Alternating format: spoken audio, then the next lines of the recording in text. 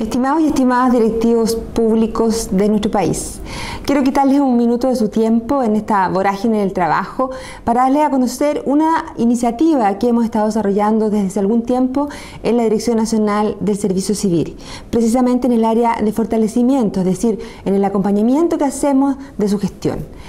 Muchas veces nos hemos percatado que la acción de los distintos altos directivos a lo largo del país muchas veces constituye una actividad que se siente solitaria, donde no nos sentimos acompañados, que no sentimos que tenemos los recursos disponibles para poder hacer una buena gestión. Y dentro de ese marco estamos desarrollando esta iniciativa de crear una comunidad de altos directivos públicos.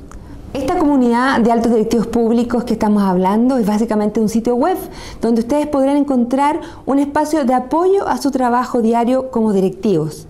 Y también podrán encontrar un lugar donde acceder a información sobre el resto de los socios de la comunidad. Es decir, conocerse, encontrarse, conocer, compartir.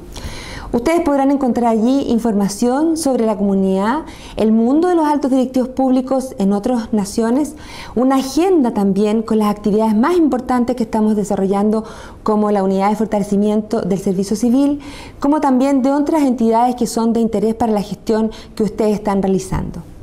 Porque queremos un Chile en buen estado, también nos hemos preocupado de generar actividades de fortalecimiento, es decir, de acompañarlos en una gestión que sea lo más exitosa posible y que dé cuenta de un sistema de alta dirección pública que sea eficiente, efectivo y útil para el país.